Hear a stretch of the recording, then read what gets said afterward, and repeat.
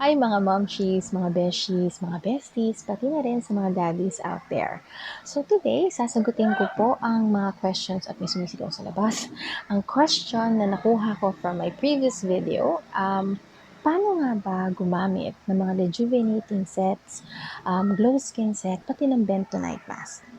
But before I answer that, if you haven't subscribed yet to my channel, please hit that subscribe button, like and share this video, and also hit that notification bell para updated po kayo sa mga videos natin on this channel. Okay? Okay. Okay, so rejuvenating sets. So rejuvenating sets would usually come in boxes, pouches like this one from Elite Skin Cosmetics, or yung plastic pouches just like with Precious brand PH. Ngayon, rejuvenating sets po would always have 4 products inside, or would normally have 4 products inside. So you'll get yung soap, you get your toner, and then you'll also get your day and night creams. Okay? Now, paano po ba sila gamitin? Now, as usual, syempre maglinis muna kayo ng mukha. Kaya nga po tayo may soap. So, wash your face first with soap. What I usually do is, I leave it on for 2 to 3 minutes. Okay? So, after you lather, or pabulain, lagay nyo sa buong face nyo. And then, I find it effective that I leave it for 2 to 3 minutes bago banlawan. Okay? Now, Kojic soap, yung kulay orange, kulay ng orange, yung orange. Normally, mararamdaman nyo na parang nagsistretch po yung skin nyo. And that's normal. Ganun po kasi usually ang effect ng mga Kojic soap. Kumbaga nakakapagpabanat ng face. Alright? So, wag po kayo mag-alala. Normal po yun. Pero pag sobrang hapde, di ba nawan nyo na po. So, wag naman po natin masyadong saktan ng ating sarili. Okay? Soap tip. Tipid tip. Especially pag ginagamit nyo lang naman po ang soap sa face nyo at hindi naman sa buong katawan nyo, I suggest for you to cut the soap. I was able to cut the soap sa 10, yung ganito kalaking soap. Ganyan. Ganyan kalaking soap. Kaya ko naman po siya i-cut sa 10. Bakit ko po hinihiwa sa 10 or dinidivide sa 10? Kasi po, para hindi ko lahat na nababasa. Hindi siya agad nalulusaw. So, pag naubos na po yung 1/10 ng soap ko, then I'll get another one after. Ganun lang po siya. So, nakakatipid po ako nun. Hindi po yung buong ito nababasa at nalulusaw agad. Okay? Next, after po maglinis with the soap, pat your skin dry. Wag po natin igasgas ang ating mukha sa towel. Pat-pat lang po kasi sensitive po ang ating skin. And then you use the toner. Okay? Now, another tip. Pag gumagamit po kayo ng toner at napansin nyo po mahapde, para lang po maiwasan ng paghahapde, pwede po kayo mag-toner 30 minutes to 1 hour after nyo hilamos ng face. Okay, with the soap. Okay? Hindi ko sasabing mga walang hapde, pero kahit pa paano hindi ganun kahapde sa face. Bakit nga ba mahapde? Kasi may salicylic acid po siya, and yung po is yung chemical na nagko-cause po na magkaroon ng redness yung face or micropeeling effect. Pero yun din po kasi yung naglilinis ng face. Alright? So, siya po yung nag-unclog ng pores, lalo na pag meron tayong mga blackheads, whiteheads, or yung mga oil yung skin, ganyan. So, siya po yung nagtatanggal no. Alright? So, after po that you use that you use the toner sa umaga, syempre you use the day cream. Now, day creams now sa Rejuvinating, which is nice. I honestly can say na meron na kasi silang mga SPF. This one is SPF 60. Sabi ko nga kahit po nasa loob kasi kayo ng bahay, meron po kayong nakukuhang UV rays from the sun. Lalo na like this one, na nasa may bintana po tayo. So, kahit pa paano po, nagkukas po kasi yun ng wrinkles at saka early aging sa mga face. So, what's nice about the day creams is that it has SPF 60, it has sunblock, so napoprotektahan po ang ating face. Ngayon, paggabi naman, then use the night cream. Syempre. Okay?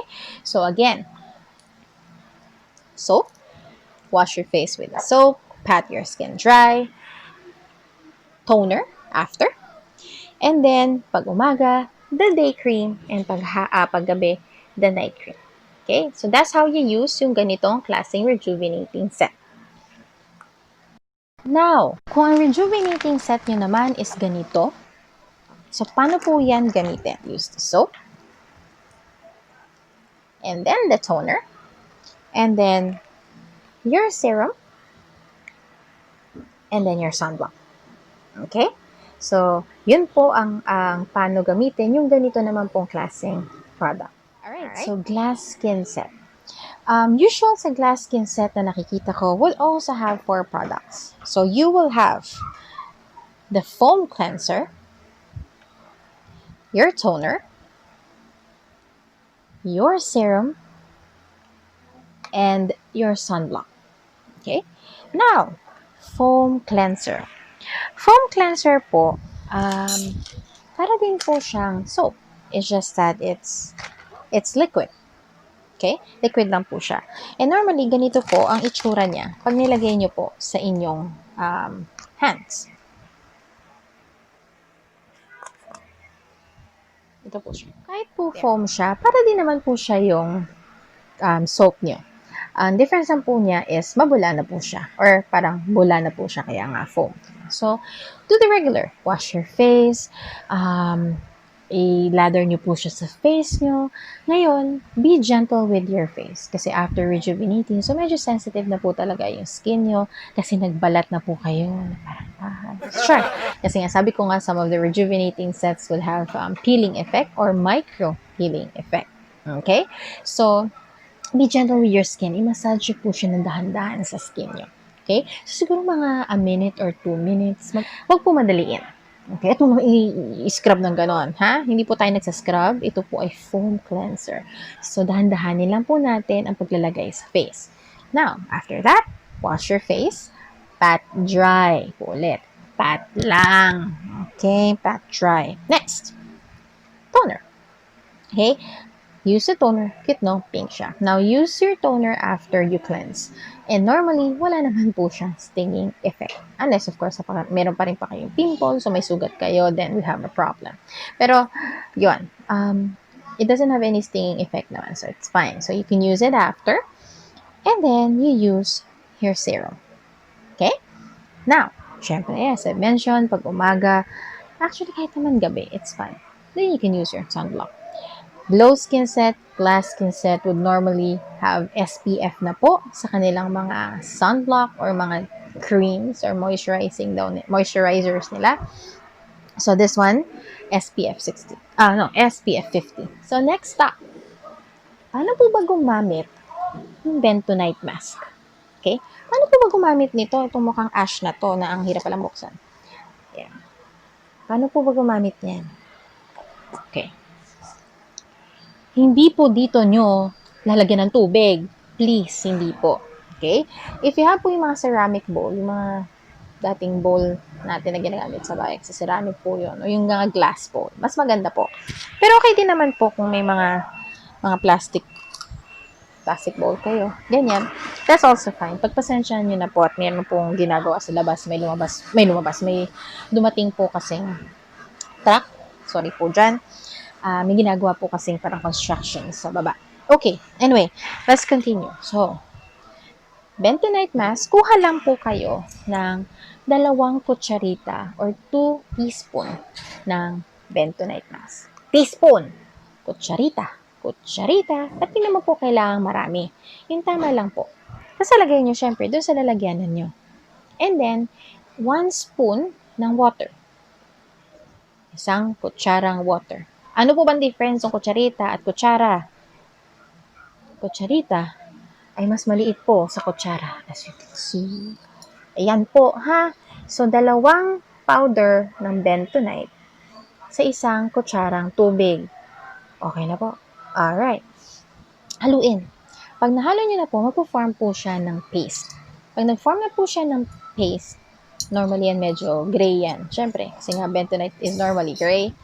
Lagay niyo po siya sa mukha nyo. Pag nailagay niyo po siya sa buong mukha nyo, i-leave niyo po siya not more than 20 minutes. Mararamdaman niyo po na titigas po yung mukha nyo. Parang semento. Okay? So, normal lang po yun.